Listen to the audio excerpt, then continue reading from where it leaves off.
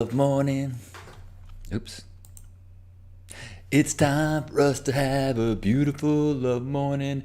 It's time for us to have a little bit of friendly cheer.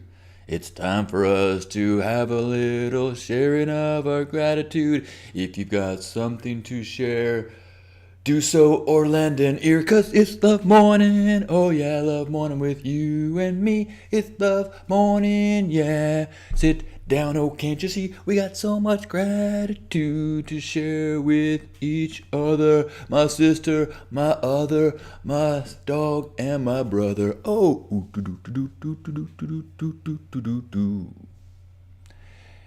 what's up? Oops. Good morning. Welcome to Love Morning. It's a daily practice. You should be live now. Just do a double checky check and make sure that Hi. Good morning. What a treat to see you today. What is it, Thursday? Happy Thursday to you. If you're here, say hello. Leave a comment. Say where you are. Maybe what you're grateful for. I see we got Razorblade from Australia's here. And who else is with us today? Brent is here. Good morning. Brent in Florida. Today I'm heading out to Utopia, where it's supposed to be hot. So, of course, my enthusiasm is diminished. As the heat goes up, my excitement goes down. But that's all right. At least I heard there's cold showers on the campground, so that will be nice. I'll just live in the cold shower. Maybe I'll think of like an art project and just hang out by the cold showers. That sounded creepy now that I say it out loud. What you gonna do? I'm grateful today for a successful day of video editing and learning a few things. I edited a clip from yesterday's Love Morning broadcast where I was talking about the Vice magazine Don't experience and the Sam Donaldson, and I found the old audio clip of Sam Donaldson and I edited it all into a little like 3-minute clip that I just put on YouTube, and now I'm remaking it so it's for Instagram and YouTube, and TikTok. And in the process, I learned a few things. I learned a few things about how doing transcripts and captions in Premiere. So I'm grateful for putting a stitch in time to save 9. Do you know that phrase? I said that to Lisa yesterday. She goes, huh? Go stitch in time to save 9. I'm also grateful for that hummingbird that just buzzed by and that rose that I can see through my window. Good morning, Normarai. Good morning, Gerbot. Gerbot is grateful to be here today. Yeah. And Razorblade is grateful to be COVID negative. Yeah, it's been a week. Well done. Persevere in your isolation, and now you are done. I use Premiere for video editing, Normarai, which I'm not sure if I would do that now. But I'm so invested in it. I pay like a monthly fee to Adobe to use their products, and it just adds up. But I've got so many files that are all in Adobe. Good morning, Jason. Jason is grateful for to have an able body that may work. Going to a job interview today. You got this. Good job, or good luck, good fortune to you, Jason. It was. I didn't realize that Premiere had such a built-in tool for transcribing and then turning the captions. So it's way easier than I thought. And then I made multiple sizes of it, and it's making it pretty easy to move the text. As I make different sizes, to just move all the text around. Instead of having to like put a graphic and move the graphic away, it knows that it's captions and you can kind of edit them all together. I don't have it fully dialed in yet, but just my first time using it, so I'm stoked. Tom! Wow, good to see you, Tommy. I hope you are well. Tommy is grateful to be alive. Yeah, me too, Tommy. And I'm grateful to get a jolt of your good vibes today.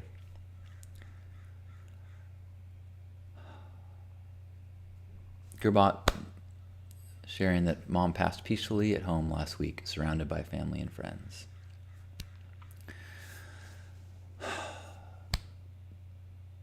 That's the way you want to go.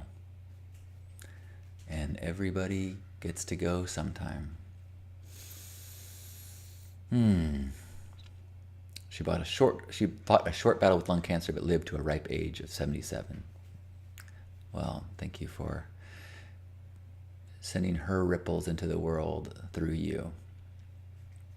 I actually have a friend of a friend that is in the dying at this very moment. They are doing an assisted exit.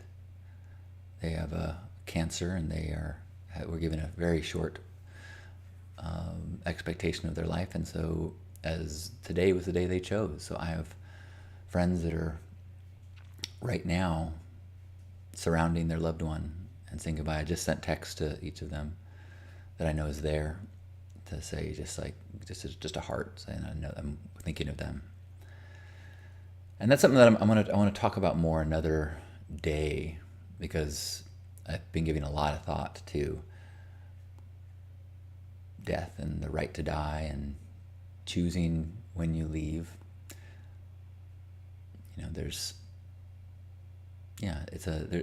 I've been in a lot of conversations around it with people in various different circumstances and experiences, and not today, but I'll get into some of the reasons why I've been a long time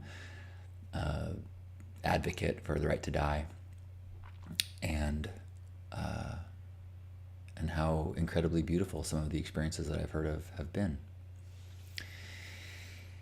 Normarai is grateful for community. Hear, hear. Good morning, Danielle. Danielle is grateful for having wonderful friends and opportunities to play in new ways that offer connection and belonging. Boom.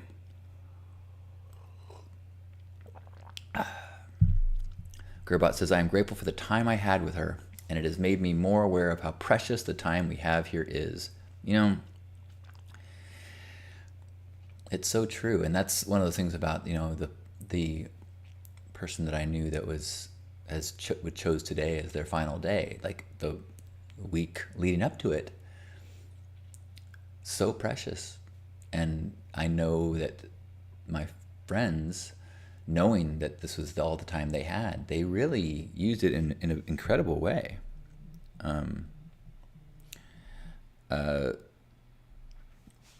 And they asked for things of the person who is going to be departing that they probably never would have asked for. Said things. I got to go visit the person and have a nice final words of appreciation of them. And it's that reminder that, yes, this is, sometimes you know exactly how much time you have, and you know exactly how precious it is, but other times you have no idea. Other friends who just had a dear friend have a terrible accident and will be in the hospital through January, and it's still kind of touch and go at times. And this is just someone who is incredibly vibrant and healthy, and then click, wham, one day in an instant, everything changes. And I think it's one of those gratitude gifts in tragedy or in loss, is you remember the preciousness. Kind of like, my elbow is hurting when I do certain things, which reminds me how everything else is working great. And sometimes loss makes you remember how incredibly precious the time that you have is. Good morning, Dick. Good morning, everyone. I am live right now on YouTube and on Facebook, so if you see me saying hello to somebody and you didn't see their comment, that's what's happening. I do this every day at 9 a.m., although I'm going to be taking a hiatus after today. I'm going to Utopia and then to Hawaii. So I will be only checking in when I can. So it could be November when you see me next. So make sure you take pictures of your sexy Halloween costumes and share with me. Zoe is so grateful to be alive today. Broke my back yesterday and still in the hospital. Oh my goodness. I can't believe that you posted that as I was talking about how things can change in an instant. Oh, wow. Ooh, I just got chills. I hope you're okay. Sending you so much healing vibes and energy and love and wrapping you in all the warmth. And yeah, I mean, patience for your body as it heals itself and as the powerfully wise professionals tend to your injuries. And then Tommy says, I had a virus of some sort and I thought I was going to die. And the universe told me, no, you have a lot more to do. So go out and love the world. Man, we are getting bombarded with this message today. I hope you are hearing it as loud and clear as I am. Whew. Good morning, Joyous. Corey is grateful for ketamine treatment and the courage of Gerbat's mother. She's an inspiration. I will echo something that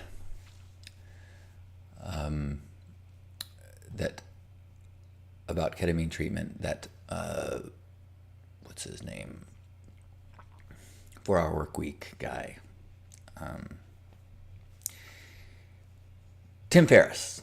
Tim Ferriss did a whole 4-hour podcast about ketamine, and I will echo what he said, which is that it should be done under medical supervision. Not because you necessarily need the doctor's input, but it is something that you want to restrict your access to it. I won't say you, I will say many people I know, myself included, had a problematic relationship when access was too easy. And I've never had that experience with anything else after decades and decades of professional level partying.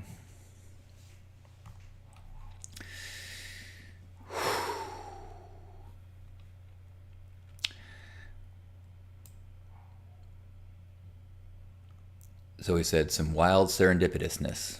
I'm sure, for sure, I'm going to be A-okay. Just going to need time. Oh, that is great to hear. Dick is grateful for his Bissell wetback.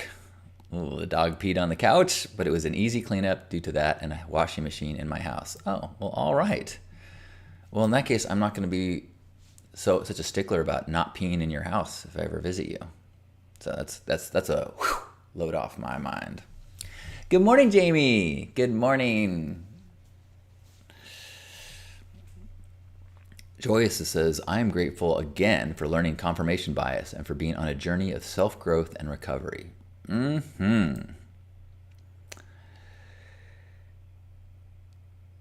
Dick says, I'm grateful that dog pee can't break my back. And grateful for health insurance.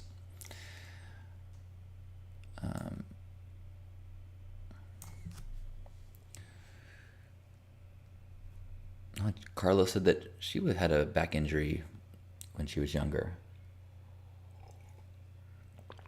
Well, that's good to know, because I know that you are a physical badass. Dick says, I'm ready for Steve-O to visit. Oh, good. So you got puddle pads down for when Halcyon or Steve-O visits. Good. You know, it's not, I just don't like being told what to do. You know? Don't tell me where to pee. Don't tell me what to wear.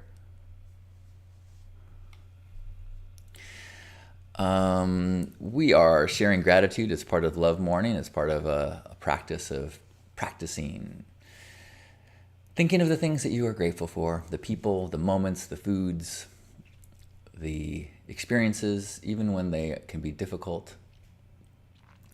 I am grateful for Kiwi, my friend Kiwi, who is loaning his gorgeous metal heart sculpture. It's like a big LED lit up metal, shiny metal heart that Pink Heart brings to Burning Man every year, and he's letting me bring it to Utopia.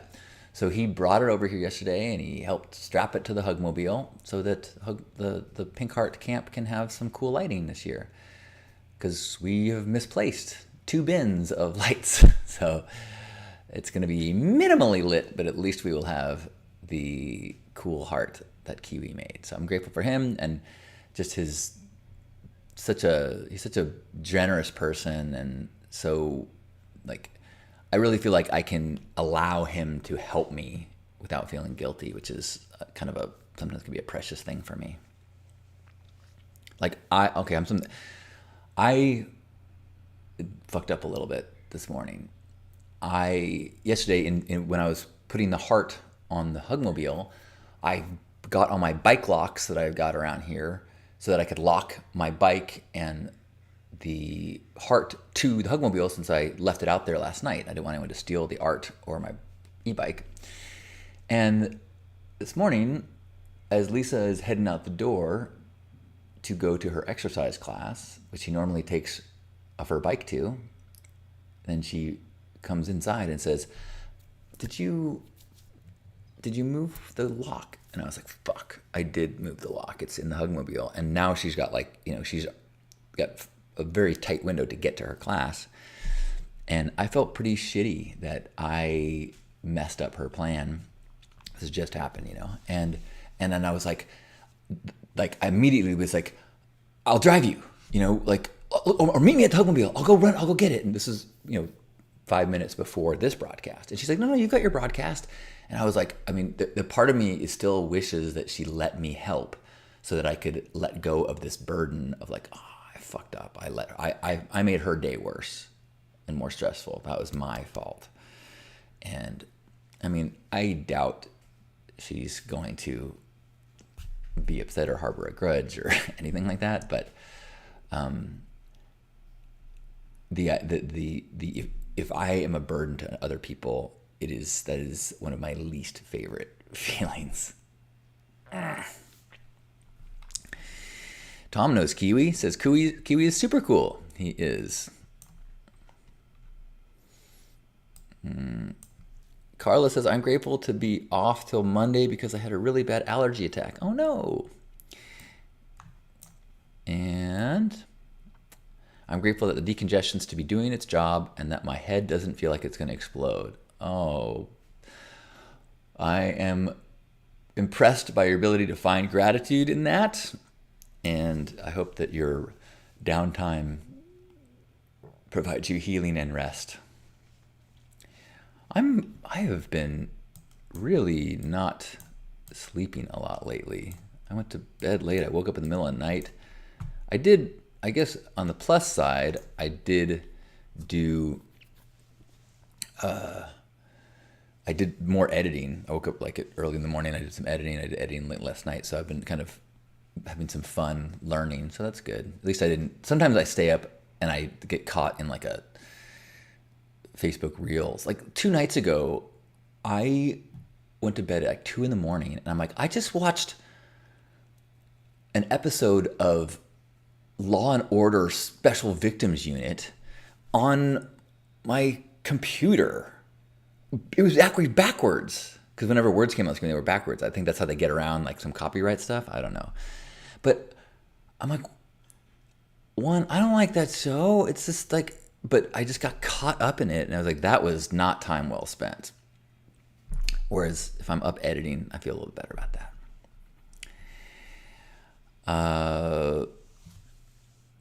Dick says, in the spirit of gifting, you have to be able to accept her gifts also. It's totally true. That is something that, like, I certainly preach that, and it's something that I continue to practice and try to get better at. I know that there are times when I certainly am appreciative if I'm able to do something nice for someone. that's how like the relationship I have with Kiwi. Like I know that he is happy to help me. It's part of his identity as someone who helps. Yeah.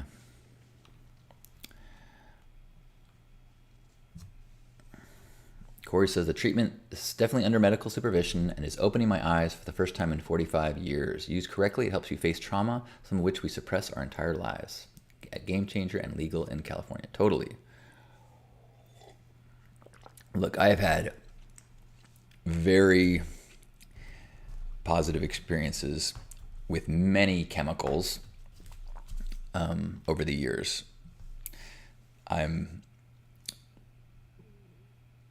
My body tends to think that if more is better of almost everything, whether it's sweets or a buzz or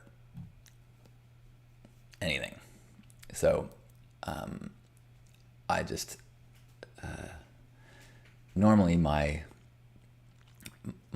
discipline is able to keep things in check, but the ketamine got its hands on me. So actually, that's topical because if I look at my sobriety clock,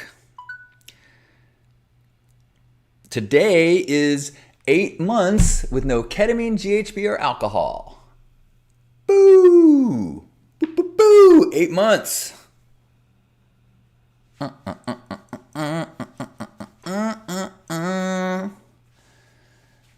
Good morning, Steve. Good morning. And good morning, Jen. Happy early morning. Glad that we're here live together.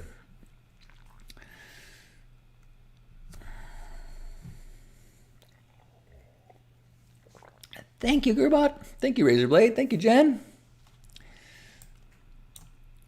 Dick's saying that when you're on your own, it takes time to accept the change to a team. That is so true. And even in my relationships, I've always like really established independence. I don't want someone to depend on me, and I don't want to depend on them. And I've been working on that over the years, as I realized, especially in the last like 4 years, as I started to recognize that of what like attachment theory is, and that I had an avoidant attachment style, and I've really been chipping away at that. And I think that I'm really at a place where I can have healthy attachment, and am practicing that. But it is a process of practicing and stretching and recognizing, oh, I'm doing it again. Thank you, Corey.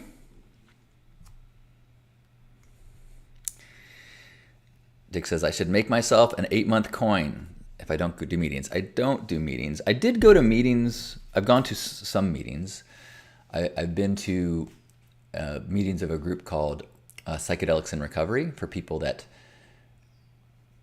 mostly 12-step people, but people that also consider psychedelics a part of their recovery. Because traditional 12-step programs, any chemical is outside of coffee and tobacco, I think, is considered outside the program. So if you use even if you microdose, that's considered to be not okay. And I have been using at times mushrooms, ayahuasca, and MDMA as part of my healing journey. But my problem is not occasional therapeutic experiences. My problem is daily habitual escape. Or I used to be so resistant to escape, but even having a massive fun is still a form of escape and numbing. Thank you, Danielle.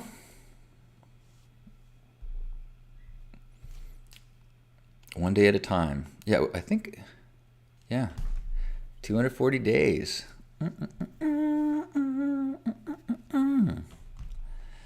Tommy, you're always an inspiration in those realms. So I'm going to Utopia today, and it's the first Utopia that I've ever been to. I've been to them since 2008, I think. every year that they had them. And every year I've done at least GHB or ketamine and some alcohol. So this will be my first time not doing any of those three things. And guess what? I'm far less excited. Far less excited. It's like going to an orgy, but having a open sores on your genitals. Be like, I can't participate. I'm just going to watch. I'm just going to, I just like to be around the people who are having their jollies. That being said, I do not have open sores. That was a metaphor. And I'm still adjusting my life so that I can shift from not doing X to excited to do Y. And there's a number of places in my life where I have not made that transition yet.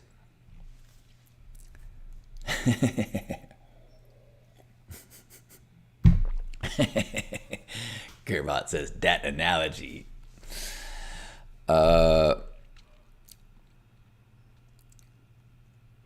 If you missed, I just put up a thing on YouTube and it's going to go on Instagram, Facebook, and TikTok. I made a clip out of yesterday's talk about the Vice magazine saying the fashion don't. And as Dick reminded me of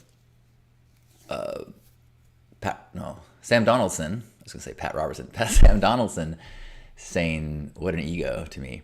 And so I found the audio clip, and so I made a little 3-minute edit from yesterday with that clip in it. And I ended the whole video with a part of yesterday's broadcast where I said, fuck you, Sam Donaldson. And it's funny, my partner, she watched the video and she's like, she liked it, and then at the end she's like, oh, I was so appreciating your loving vibe until that end. But I think I'm going to leave it, because fuck you, Sam Donaldson just is a great closing line, I think.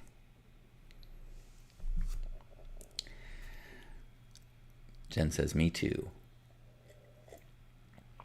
I mean, I feel so lucky as far as my sobriety goes that I met Lisa in the middle of this sober window or chapter, experience, decision, journey. And I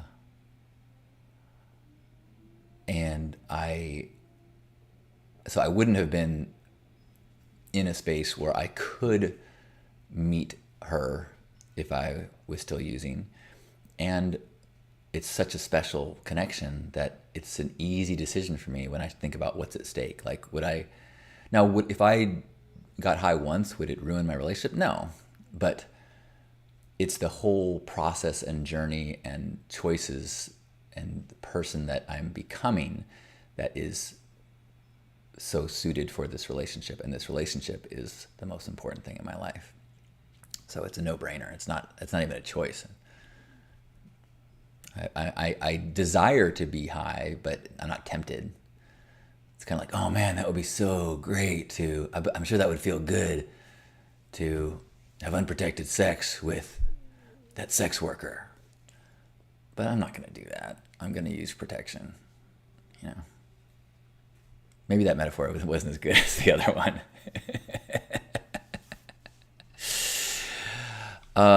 Corey is saying, I apologize. I need to check myself loosely talking about my methods of treatment.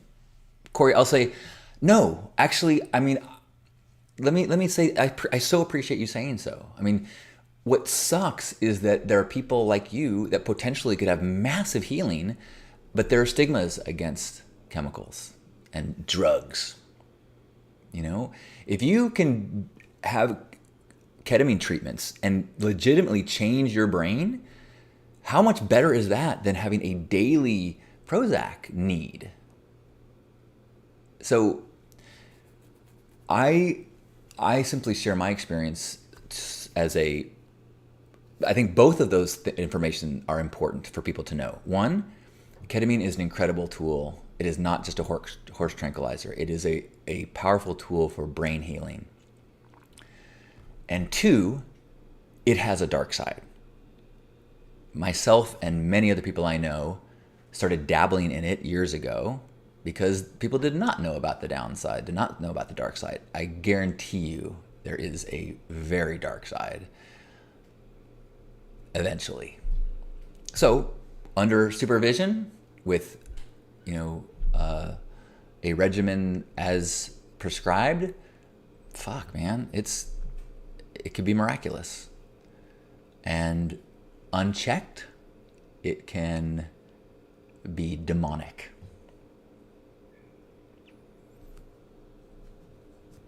As with everything, every tool can be powerfully positive or horrifically evil. I'll say that's the same with the internet, with fire, with pornography. Any of these things can be super helpful and healing or tragically destructive. So, please do not offer me any ketamine, but I would be glad and happy to look at any of your homemade pornography. Wait, that wasn't the conclusion we were coming to? I'm sorry, I got distracted.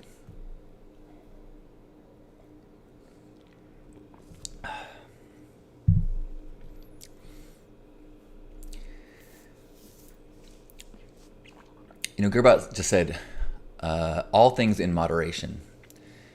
And I will say, this is not directly to what you are saying, but I will share that there are people that said that to me when I said that I have to stop using it and everything in moderation. Or, oh, it's good to take a break. So some people said, yeah, good for you. It's good to take a break and kind of get things balanced, get things in check. And that is not the most helpful thing to someone who has developed problematic use, because if you have addictive patterns, a break does not stop that. It just pauses it.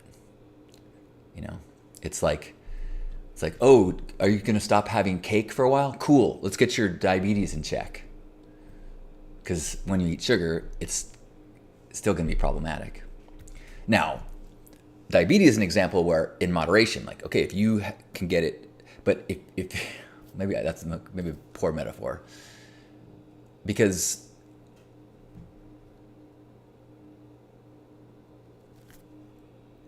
at a certain point in addiction, it's not a matter of your will, because your brain starts to get affected and your mind starts to find logic to justify things.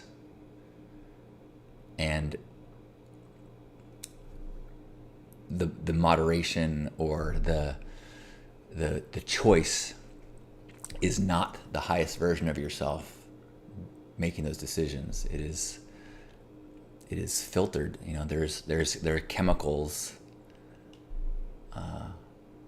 Kind of like, have you ever desired sugar and you realize that there's organisms in your gut that want sugar, and so they make your brain go, fucking give me sugar. And you go, oh, I want that so bad. But you know who really wants it? The organisms in your gut.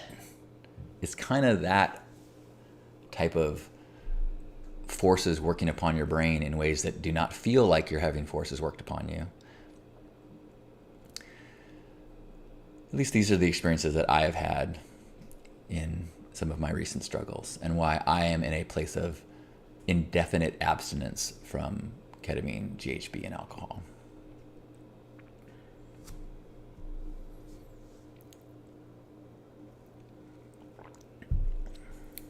And when I have friends say, it's good to take a break, it's like, no, don't give me permission. Don't give that possessed voice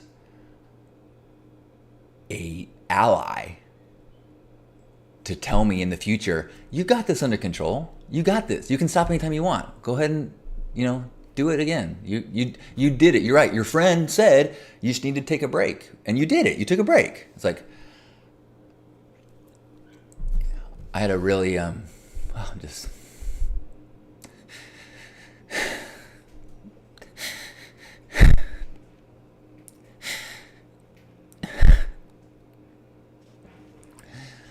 in my first week of sobriety. I had a friend who's been sober for many years, and had lunch with him, and he said, "Have you ever stopped before?"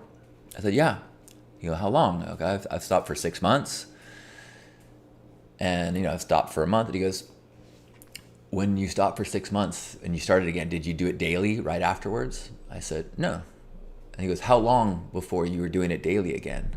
I said, like a month. He goes, "Yeah, next time it'll be 2 weeks. Time after that, it'll be faster." And he said, "You got to ask yourself, do you want to make your choice after having a hard bottom or a soft bottom?" What you just had is a soft bottom. You had your heart broken. You were embarrassed. You feel out of integrity. You feel like everything's falling apart, but that is a soft bottom. A hard bottom is when you crash your car, when you lose a friend, when you hurt yourself, or when you kill somebody. And if you go to meetings, you will hear from people who have done all those things.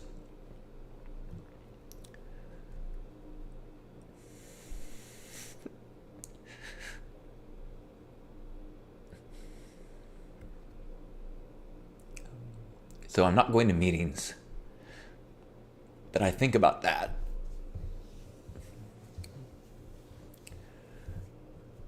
That it's not the next time I do it. It's eventually.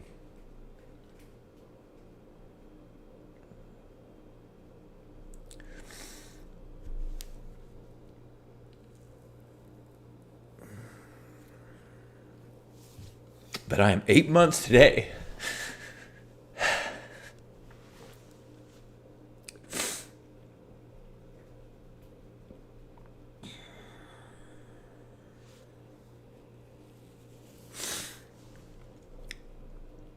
Thanks for letting me share. I had a conversation with Lisa last night. She said, my mom just told me that she read your book. She said, "Tell John I read all of his book, the book Protagonist." And I was like, and she goes, "How did she get your book?" I go, "You didn't give it to her? I thought you just," she goes, "No, she must have, I know she's left comments on YouTube. So she clearly has been watching videos and bought my book." And if you have not read Protagonist, which, come on, why haven't you read it? But it's got talk of projects that I've done involving sex work and what could be called pornography, but I consider it to be sexual art. And I was talking with Lisa just about, like, I kind of have a headspace and a attitude that if anyone is being honest, then it's fascinating and it's beautiful. Even if you're saying, like, hey, like, I'm realizing that based on my upbringing, I have some systemic racist beliefs that occasionally pop up. Now, some people are going to go, "You fucking racist." Like, my feeling is, well, no, I can pretend that's not true. I can not act on those things, but it's the truth. And if we are, I don't know how we live and love one another if we don't make space for the truth, especially the truth about the past. You can't hold judgment for a journey that someone has gone on to get to where they are today.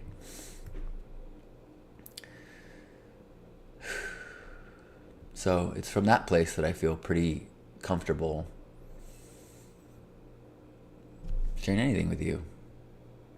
Because I'm pretty sure that if you're here, you are also someone who knows what it means to be able to love all of someone if it's real. So I thank you so much for that precious gift of this container that you allow me to create with your help.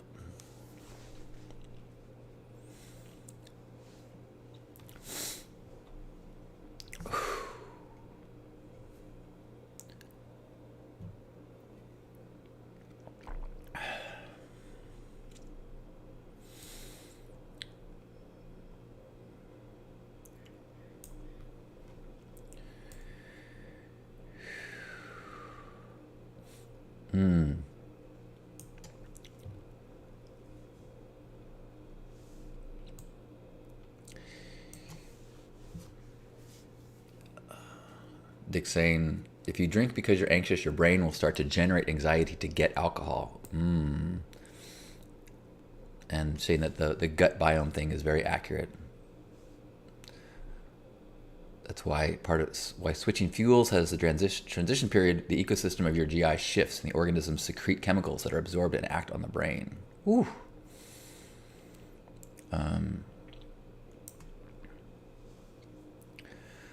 Thank you, Jen. I'm glad that this can be helpful. You know, I really, I had a kind of a beautiful experience. Thank you, Corey. Thank you, Gerbot. Thank you, Joyous. Thank you, Tommy. You know, I took a clip from the morning a few days ago talking about my experience being dysregulated, and I took the clip and I put it on YouTube. And I had several people reach out and say how helpful it was. And as I thought about it, and I almost was like, should I even put this? Because it wasn't like 5 tips to help dysregulation, or it wasn't like a class, or I wasn't teaching anything. It just was, here's my experience with this and some of my personal progress in this area. But I think that honest sharing of a personal journey finds resonance, because so many of us are having, well, all of us are having human journeys, and so many of our journeys have overlap. Which is why so many things that I do, the gratitude circles and this, it's that recognition that, you know, life is a team sport, and you only have a teeny tiny limited fractional perspective of what life is. But the more people that are sharing with one another, the more full your experience is.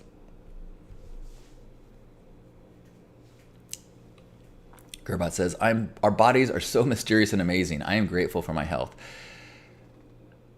Amen. And as far as mysterious and amazing, and as far as what Dick was saying about gut biomes, you ever just like fall into the rabbit hole of thinking about, wait, I think, if I'm not mistaken, I think the majority of the cells in your body are not yours. You know, they are foreign organisms. Trillions of cells of foreign organisms. And we are porous. We believe that we end at our skin. But if you put a plastic barrier around your skin, you will die. We are literally connected. If you break the connection between you and your environment, you will die in minutes. We have holes through us. We have, you know, food is going in and out. Gases and liquids and solids are going in and out.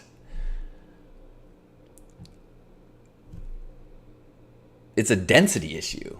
The cells, a certain organism cells are more dense within the skin, but not exclusively you, because there's so many foreign organisms that are part of us with our gut and our mouth and our eyes. Fucking crazy. Who the fuck are we?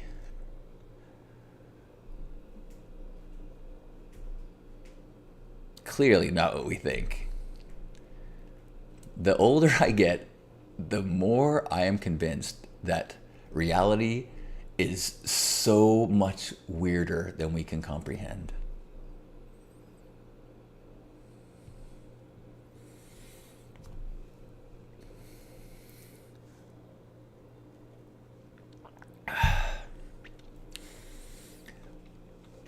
Gerbot says, all one. Yes.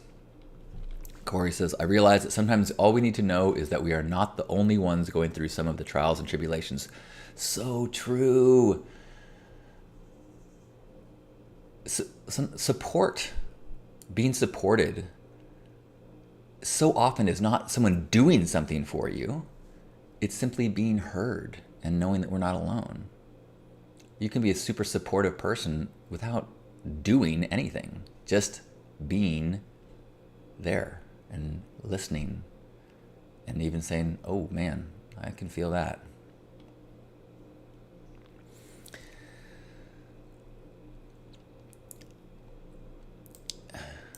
Dick says, it's true, by count, there is more not us than us, but by weight at least, you're most genetically you. However, you can't eat without them, so you are an ecosystem. You are an ecosystem, right? Totally. Danielle saying, we're aliens. Oh my gosh, we've been talking for a long time. Well, thank you for being here with me for this deep and teary morning. So I am grateful for this ability to connect. This is kind of the whole point of these gatherings, is to remember that we're not alone, that there's people out there just like us. So it matters to be open and connecting as we go through the world, and to look for the things to be grateful for. Too easy to make a list of what's wrong. Same effort, if we show some discipline, we can look into what's going right. And that is a game that's fun to play. And by game, I mean your life. Chris says, I'm also grateful for the things that aren't me. Nice. That's right. We went long because I'm going to be gone for 10 days perhaps. So you are in my heart. Thank you for this opportunity to connect.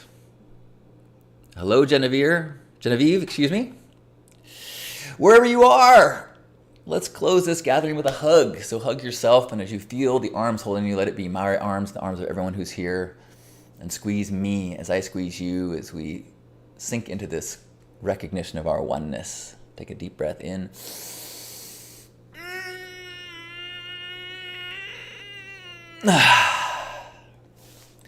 On behalf of Grandpa Caleb and each one of you beautiful love ambassadors, thank you for being here for this love morning. I love you. Have a beautiful day, and I will see you soon. If you're missing me while I'm gone, the Hug Nation YouTube channel is packed full of goodness, as is the Halcyon Pink Instagram. And you could even go to johnston.com and take the link there to buy the Protagonist book that I've been talking about.